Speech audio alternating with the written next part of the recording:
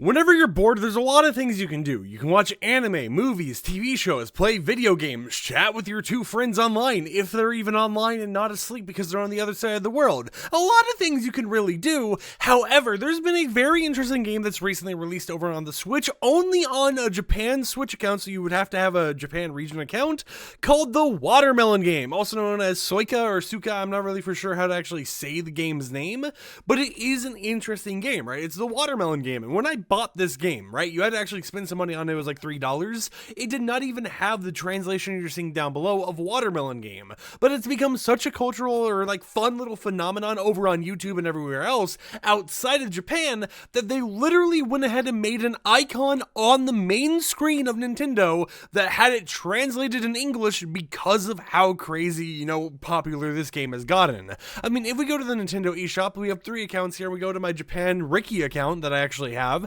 It is a game that is on there, I think it might not be too far up there, but I do think that if you go in one of the different categories, of course I can't really translate most of the stuff we're seeing here, we will be able to very easily see it towards the very top of just all of the games being bought and played very recently on the Nintendo Switch. So let's go here through the different categories. It should eventually pop up. Yeah, right there, number 1. I don't know what this screen says. It could be most popular, least popular, anything along those lines, but it's number 1, higher than Super Mario Bros. Wonder, higher than whatever this is. Is this the Game of Life, but like anime? Wait, hold on. Hold on. I actually got to click on this. This is interesting to me. I don't know. This is completely off topic, but in terms of all the things kind of happening here, in terms of everything going on, yeah, it's just the Game of Life. It is a super popular game that came out of absolutely nowhere and got very, very popular very, very quickly. And of course, I had to jump on the trend of playing the game. I did a live stream where we actually played it and everything, and it's oddly addicting, right?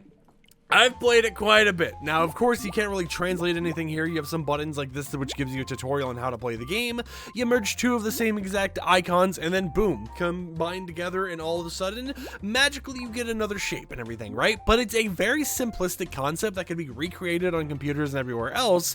Right now, I do believe it's only on the Switch, with people actually working on creating a PC version that you'll be able to play for free. But of course, it is an interesting little concept to see release, and it's been honestly super fun to play it, right? Because if you get Twitch chat and YouTube chat, live stream, and all that type of stuff involved, you can just kind of hype up the combination of little fruits and vegetables or whatever else. I don't really know what type of fruits and all that type of stuff this is, but you can just have a lot of fun messing around and overhyping up a simplistic fruit game. And I think it's one of the few cases where I can go ahead and talk about this game as one of those things that showcase you don't need to have a live service game. You don't need a battle pass in a game or anything in order for it to succeed. All you need is for something to be fun. Of course, this game will be something that might not be around too long.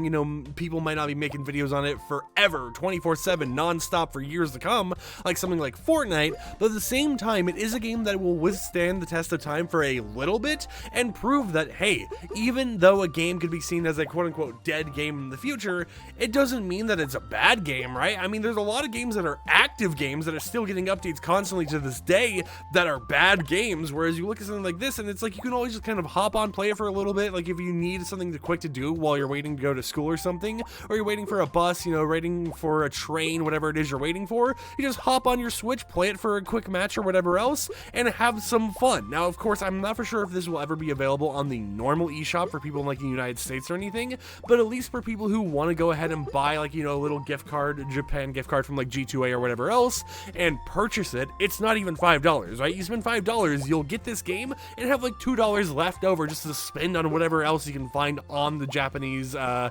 Nintendo Switch store. But it really is just a fun little experience that I'm glad has gotten popular, because it's just one of those few times where you can sit there and be like, yeah, this is a game I enjoy, and this is a game I want to continue playing, regardless of if it has a microtransaction or if it has a battle pass system or anything. Now, of course, technically they could have DLC or something in the future. Maybe it's like, oh, here's a skin cosmetic system or whatever, where you can spend like $2 to $3 for like a different themed set of icons or something, right? But I would be more willing to pay that money for a different set of icons than I would to pay for a whole entire battle pass over and over and over again.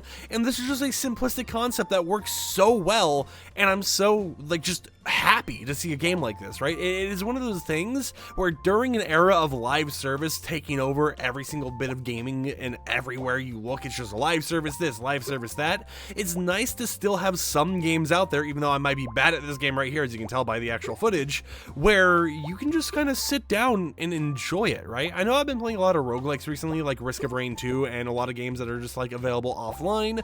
They don't really have a battle pass system, maybe they have some DLC here or there, but it's never too crazy of an important thing, and I've been having a lot of fun playing those games instead of sitting there and trying to play a live service game like Fortnite, where you have to constantly see, oh, did they nerf this weapon? Did they buff this thing? What did they do? Are there any new challenges? Did they mess up and accidentally remove some cosmetics from my account or anything like that? And instead, you just kind of get to sit here and play something that reminds you of how simplistic gaming can be while still being fun, to the point where games aren't going to be made for your wallet, but instead games are just made for your enjoyment. Because that is something that, I've noticed definitely recently, is it seems that a lot of games, instead of competing for your enjoyment, are competing for your wallet, trying to give it all of its money.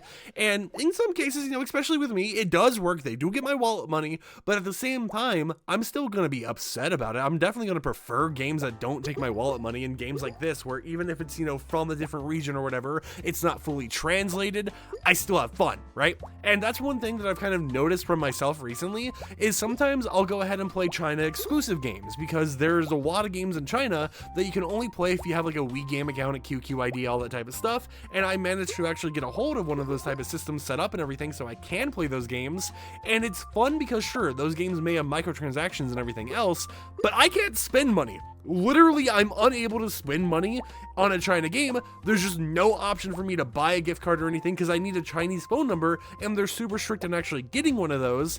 So it's one of those things where I can just experience games for the sake of the gameplay, instead of, oh hey, I'm enjoying the gameplay, but I want to buy $1 million worth of skins.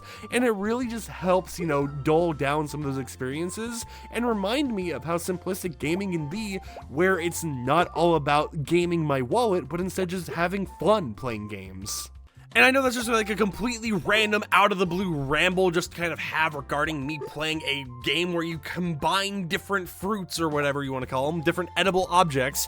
But at the same time, it is something that, I think about when I play this game, because it's a reminder that you can have fun and a game can be popular without trying to steal all of your money from your credit card or anything like that. And you can just have some fun by dropping some fruits down on the ground, right? And I know I probably butchered it, it might not even be fruits, and someone in the comments like, FireMonkey, listen here, those aren't fruits, I'm unsubscribing, how dare you not know what they actually are? And I understand, you're valid with your concerns there and everything, but at the same time, it's just fun, and that is what I want. That's what I'm enjoying. Of course, I can't read any of this, right? I can press buttons here and I'll see different names or whatever pop up, or I guess names disappearing, which is just my scores, but there's a public leaderboard. You can see some people who named just Square or something there. And I think on the public leaderboard, does it have a daily as well where I can view it? I don't know what these say, but you can see that, there's definitely people playing these type of games and enjoying them regardless of if they can read it or not. And it's nice to know that simplistic games like this can just still exist and be a thing that people enjoy and get popular off of or whatever.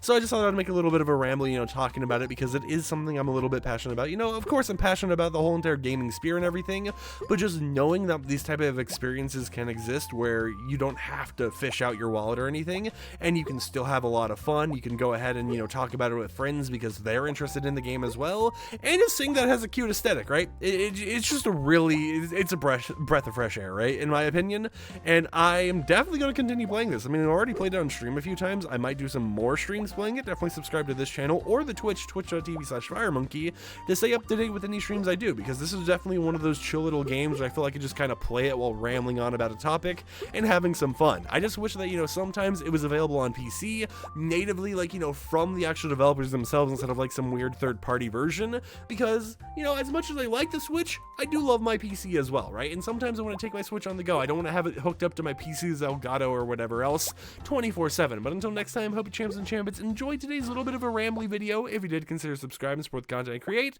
and I will catch you guys next time with another upload. Let's do a quick little combination here, and peace out.